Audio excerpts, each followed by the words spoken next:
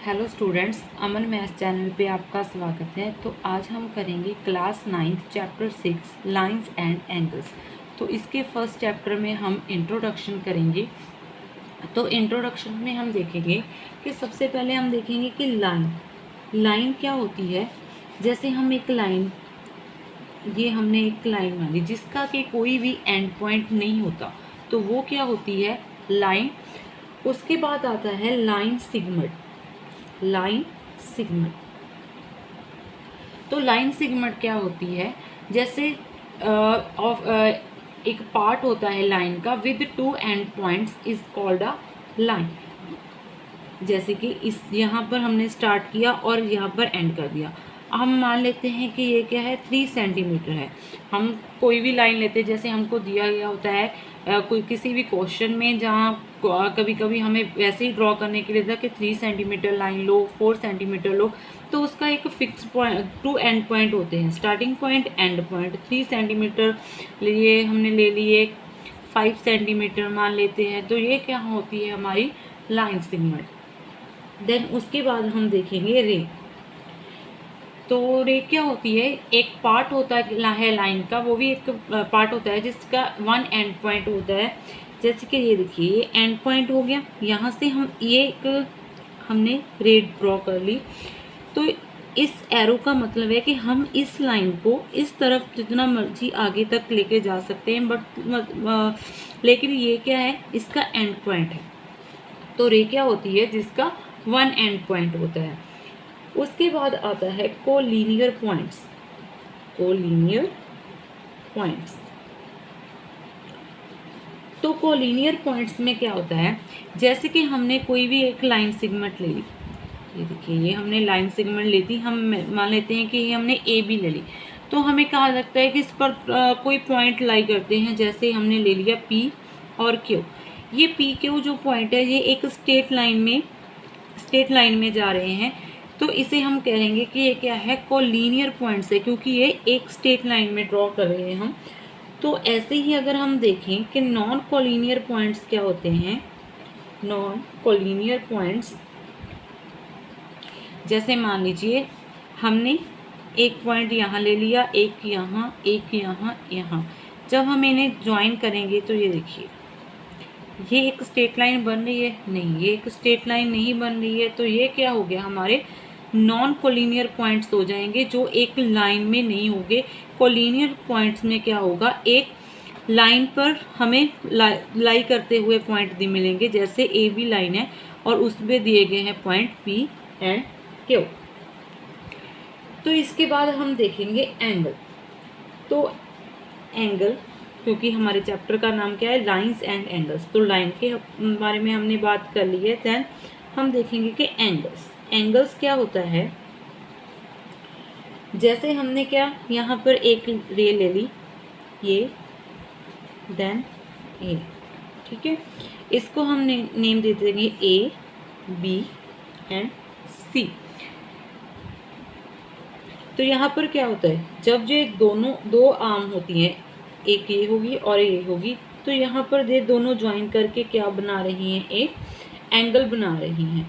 दी रे making an angle calls the arm. तो ये क्या हो गया, हमारा कोई भी एंगल हो गया। तो ये बन गया हमारा angle A B C. B हमने कहाँ लेना है, सेंटर में, क्योंकि बी पर एंगल बन रहा है। तो कोई भी हम लेंगे, जब दो रेज ज्वाइन करेंगे तो यहाँ पर एंगल बन रहा होगा, हमेशा हम सेंटर में लिखते हैं। जैसे कि हमने देखा है कि टाइप्स ऑफ एंगल्स, ये भी हमने क्या है, पहले क्लासेस में पढ़ा हुआ है कि जैसे होते हैं एक्यूट एंगल। तो एक्यूट एंगल सबसे पहले आता है, एक्यूट एंगल्स। तो एक्यूट एंगल्स क्या होते हैं, जो हमारे लेस देन 90 डिग्री होते हैं। लेस देन 90 डिग्री में क्या हो गया, जैसे 70 डिग्री, 60 डिग्री, 55 डिग्री, तो ये क्या हो गए, हमारे एक्यूट एंगल हो गए। उसके बाद आता है राइट एंगल। राइट एंगल हमारा क्या होता है, 90 डिग्री। ये 90 डिग्री से ना तो कम होगा ना इससे ज़्यादा होगा, ये क्या होगा, सिर्फ 90 डिग्री, जिसे हम कहते हैं राइट एंगल। उसके बाद आता है obtuse angle. Obtuse angle. Obtuse angle हमारा क्या होता है, जो हमारा 90 डिग्री से ग्रेटर होता है। जैसे 90 से ग्रेटर, 91 से लेकर कहाँ तक होता है, 179 तक मान लेते हैं, 179 डिग्री पर होता है। 179 डिग्री पर क्यों होता है, क्योंकि आगे हमारा आता है स्ट्रेट एंगल। स्ट्रेट एंगल, तो स्ट्रेट एंगल क्या होता है हमारा 180 डिग्री। ये हमारा क्या होता है, एक स्ट्रेट लाइन पर बनता है, इसे इसलिए हम क्या कहते हैं, स्ट्रेट एंगल कहते हैं। जैसे ये हमने एक लाइन ले ली, तो यहाँ पर जो एंगल बनता है तो वो हमारा क्या होता है, 180 होता है। क्योंकि जैसे हमने ये लाइन ले ली, इस पर हम एक परपेंडिकुलर लाइन ले लेंगे, तो ये हमारा हो गया 90 डिग्री, और इस तरफ भी ये भी हमारा हो गया 90, ये भी हो गया 90 और 90। तो 90 डिग्री प्लस 90 डिग्री क्या बन गया हमारा 180 डिग्री। ओके, देन उसके बाद आता है कंप्लीट एंगल। कंप्लीट एंगल, तो कंप्लीट एंगल क्या होता है, जैसे हम मान लीजिए हम एक पूरा ये सर्कल लेते हैं, तो हमने पहले देखा हुआ है एक पूरा सर्कल होगा तो उसके एंगल जो होते हैं वो कितने होते हैं, 360 डिग्री। तो 360 डिग्री को हम क्या कहते हैं, जैसे ये हो गया 180, तो आगे इसका 180 और ले लेंगे, तो 180 प्लस 180 हमारा क्या बन गया 360 डिग्री। उसके बाद आता है इसमें reflex angle. Reflex angle find करना है, तो पहले जो भी हमने रिफ्लेक्स एंगल फाइंड करना है, तो उससे हम क्या करेंगे, 360 एंगल फाइंड करके उसे हम 360 डिग्री में से जो भी हमें एंगल दिया हो गया होगा उसे हम माइनस कर लेंगे। मान लो हमें एक एंगल दिया गया, जैसे हम मान लेते हैं कि ये एक एंगल है, ठीक है, यही मान लेते हैं कि ये क्या है 90 डिग्री, ठीक है, 90 डिग्री है। तो ये हमारा कंप्लीट एंगल कितना होता है 360। तो हमें क्या है, ये हम मान लेते हैं A, B और C, हमें फाइंड करना है ABC का रिफ्लेक्स एंगल, ठीक है, रिफ्लेक्स एंगल फाइंड करना है। तो ABC का रिफ्लेक्स एंगल क्या होगा, ये हुआ 90 डिग्री। तो हम क्या करेंगे, 360 में से जो हमें 90 डिग्री मालूम है उसको हम माइनस कर देंगे, तो क्या आ जाएगा, 0 में से 0 गया 0, देन 16 और 2, 16 में से 9 गया तो क्या आ गया 7, देन 2 तक, तो कितना आ गया 270 डिग्री। तो ये हमारा क्या हो जाएगा, रिफ्लेक्स एंगल। ओके, क्लियर है। तो उसके बाद आता है कॉम्प्लीमेंट्री एंगल्स। ये भी हमने पहले पढ़ा हुआ है, कॉम्प्लीमेंट्री एंगल्स। तो कॉम्प्लीमेंट्री एंगल्स क्या होते हैं, जब कोई दो मान लो आपको एंगल दिए गए हों, तो जिनका सम क्या होता है 90 डिग्री। जब सम 90 डिग्री होगा तो वो क्या होता है हमारा कॉम्प्लीमेंट्री एंगल्स। देन आगे आता है सप्लीमेंट्री एंगल्स। सप्लीमेंट्री एंगल्स, जब हमारा एंगल्स का सम क्या होगा 180 डिग्री, तो वो हमारा होता है सप्लीमेंट्री। जब सम होगा 90 वो होगी कॉम्प्लीमेंट्री, देन जब सम होगा 180 तो वो क्या होंगे हमारे सप्लीमेंट्री एंगल्स। उसके बाद आ जाता है adjacent angles. Adjacent angles, adjacent angles में क्या होता है कि जैसे हमने पहले पढ़ा हुआ है कि two angles are adjacent if they have a common vertex, a common arm and their non common arms are on different sides of the common arm. जैसे हम मान लेते हैं कि ये हमने एक लिया, ये ले लेते हैं और ये, ठीक है, ये हमारा क्या हो गया, ये एक रे होगी, यानी ये और ये हम ले लेते हैं A, B, C और ये हमने ले लिया D। तो एक तो हमारा एंगल बन रहा है DBC, ठीक है, और एक क्या बन रहा है ABC। तो इसमें ABD एंड ABD और DBC वो क्या है, हमारे एडजेसेंट एंगल्स हैं, ठीक है। ABD angle ABD and DBC ये हमारे क्या हो गए, एडजेसेंट एंगल्स। एडजेसेंट एंगल्स क्या कैसे हो गए, क्योंकि इनकी जो वर्टिक्स है वो क्या है, कॉमन है, और देयर नॉन कॉमन आर्म्स हैं जो वो क्या है, on different sides of the common arm. उसके बाद आता है linear pair of angle. Linear pair of angle. तो लीनियर पेयर ऑफ एंगल क्या होता है, जैसे मान लो हमने एक लाइन ली, ठीक है, यहाँ पर कोई भी ट्रांसवर्सल होके एक हमने लाइन ले ली, तो कोई भी ट्रांसवर्सल नहीं कहेंगे, सॉरी, कोई भी हमने एक यहाँ पर एक लाइन ले ली स्ट्रेट लाइन पर, तो इसका जो एंगल बनेगा, एक ये हो गया और ये हो गया, ये हमारा क्या होगा एंगल, जो ये एक लाइन इस लाइन पर जो एंगल बनाएंगी वो हमारा क्या होगा 180 डिग्री। 180 डिग्री जो होता है वो हमारा क्या होता है, लीनियर पेयर ऑफ एंगल क्या होता है 180 डिग्री। ओके, उसके बाद आ जाता है vertically opposite angle. Vertically opposite angle, vertically opposite, vertically opposite क्या होते हैं, जैसे मान लीजिए हमने एक रे ये ले ली और ये इसको कट कर रही है, तो इसके ये वाला एंगल और ये वाला एंगल ये क्या होंगे, एक दूसरे के क्या होंगे, वर्टिकली ऑपोजिट एंगल होंगे। जैसे मान लीजिए इसे हम ले लेते हैं AB, ये हमारा हो जाएगा C और D।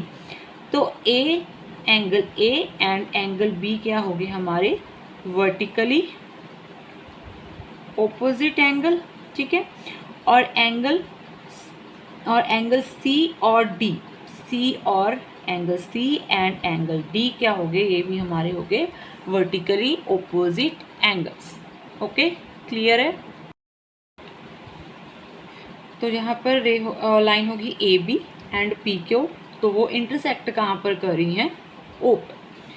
तो ऐसे ही हमारी नॉन इंटरसेक्टिंग लाइन क्या होती हैं, जैसे मान लेते हैं पैरेलल लाइन, जैसे ये होगी, ये लाइन हमने ले ली, जैसे ये होगी AB, ये होगी P एंड Q। तो ये क्या है, AB और PQ एक दूसरे के पैरेलल हैं, ये कहीं पर भी जाके एक दूसरे को कट नहीं करेंगे, मीन्स इंटरसेक्ट नहीं करेंगे। चीज़ ऐसे भी हो सकती हैं, इसको हम ऐसे भी ले सकते हैं और ये ऐसे भी हो सकती हैं। इनका जो बीच का डिस्टेंस है ना वो इक्वल रहता है, इसीलिए वो कभी भी कहीं पर भी जाकर इंटरसेक्ट नहीं करती। तो ये क्या होती है हमारी नॉन इंटरसेक्टिंग लाइन, और जो हमारी लाइंस एक पॉइंट पर कट कर जाती हैं उनको हम क्या कहते हैं, इंटरसेक्टिंग लाइंस।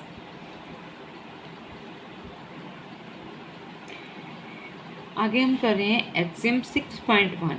इसमें क्या कहा गया है, if a ray stands on a line then the sum of two adjacent angles so form 180 degree. जैसे कि ये कह रहे हैं कि हमने एक रे ले ली, ये हमने रे ले ली, मान लेते हैं ये हमारी क्या है AB, ठीक है, इस पर एक लाइन स्टैंड करी, ये होगी लाइन, इसे हम मान लेते हैं C, ठीक है। तो जब हमने ये रे पर एक लाइन स्टैंड कर दी तो ये क्या दो एंगल बनाएगी, ये और ये, ठीक है। तो उन्होंने क्या कहा है कि जो ये दो एंगल बन रहे हैं एक लाइन पर, जब हम एक लाइन स्टैंड कर रहे हैं तो वो हमारे क्या होंगे 180 डिग्री, ठीक है।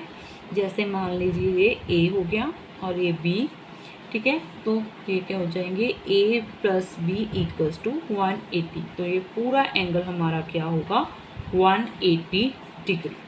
ठीक है, तो नेक्स्ट हमारा एग्जाम 6.2 क्या कहता है कि if the sum of two adjacent angles is 180 then the non common arms of the angle form a line.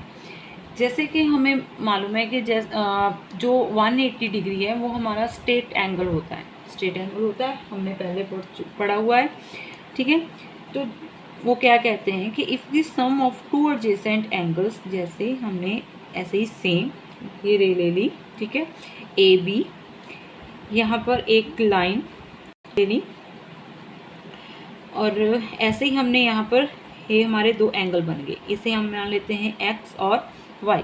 तो इनका सम तो हमने देखा है कि पहले की 180 होता है, तो अगर 180 डिग्री आ जाता है तो उसमें क्या होता है, वो हमारा क्या हो जाता है, एक लीनियर पेयर हो जाता है।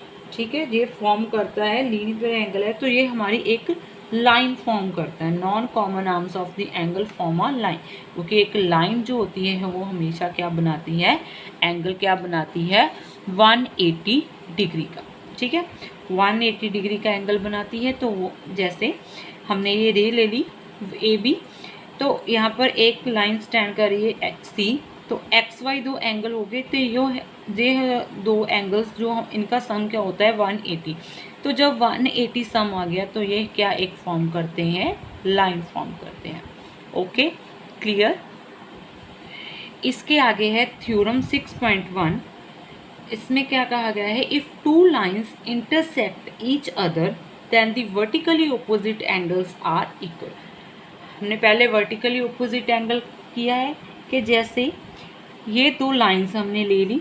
ठीक है, दो लाइंस हैं, तो इसके जो एंगल होते हैं, जैसे ये वाला एंगल हो गया और ये एंगल, ठीक है, ये एक दूसरे के क्या है, वर्टिकली ऑपोजिट है। ये वाला एंगल किसके ऑपोजिट होगा, इसके।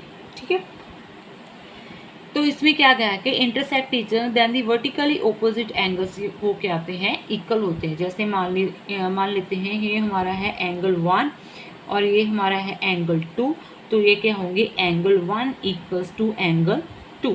तो इसे हम मान लेते हैं जैसे एंगल 3 और 4 ये भी हमारे क्या होंगे, इक्वल होंगे।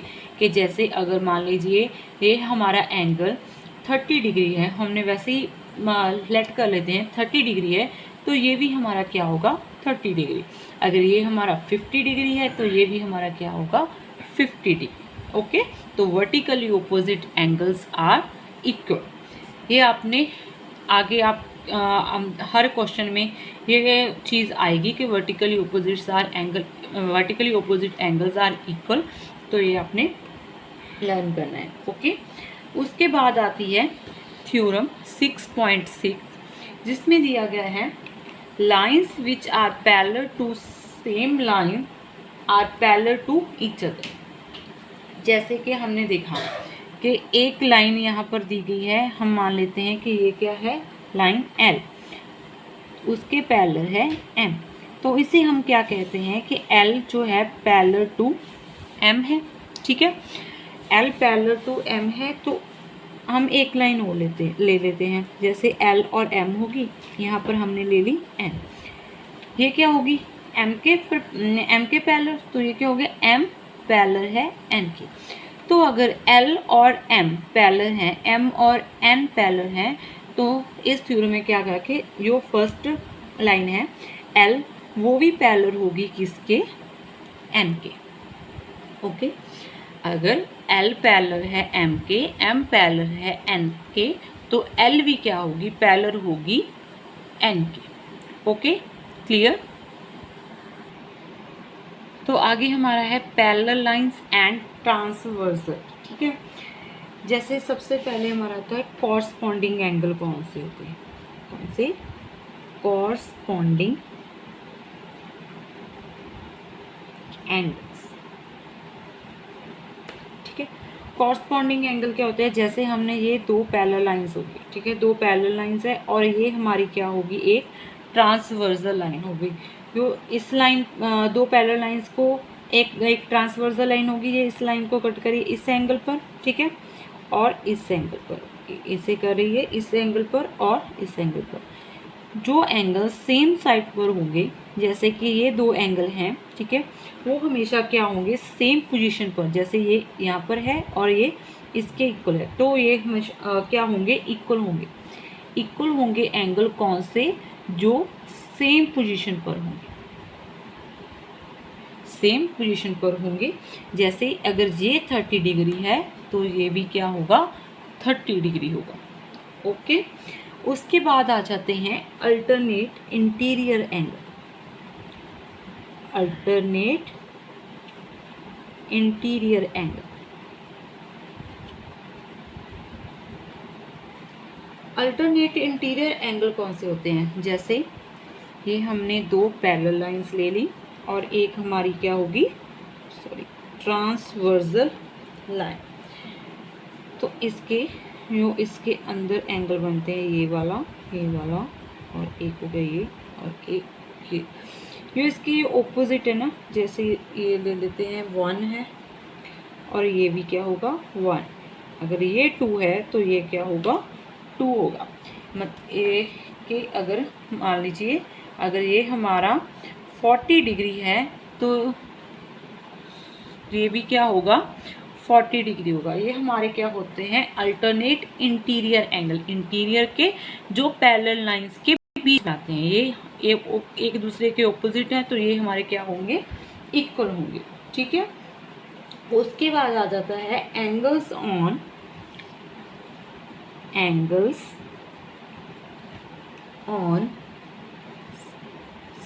Same side of transversal, same side of transversal, जैसे कि टू पैरेलल लाइंस, एक ट्रांसवर्सल, ठीक है। ये तो हमने अभी देखा है कि जे एंगल है वो इसके इक्वल होगा, ये एंगल इसके इक्वल होगा। तो जो सेम साइड के ट्रांसवर्सल एंगल होते हैं, जैसे मान लीजिए ये x है तो ये भी x है, अगर ये y है तो ये भी y है।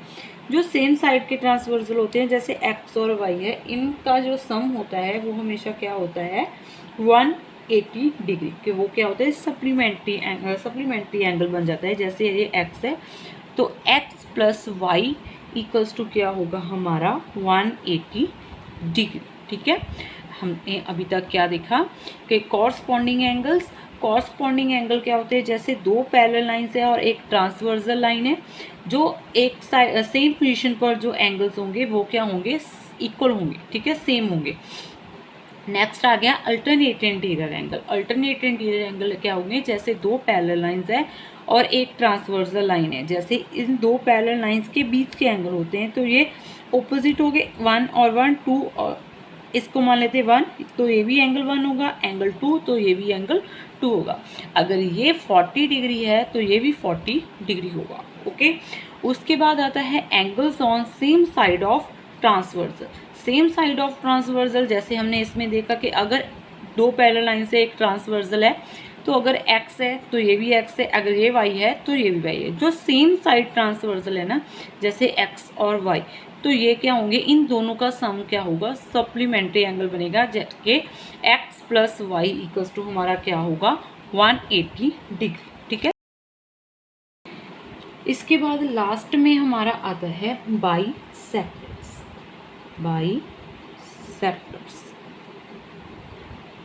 ठीक है, बाइसेक्टर क्या मतलब क्या होता है, बाइसेक्टर क्या होता है, इक्वल पार्ट में डिवाइड करना। जैसे कि मान लीजिए हमने एक यहाँ पर एंगल ले लिया ए बी और सी, ठीक है, ये हमारा एंगल है 60 डिग्री का मान लेते हैं, ठीक है।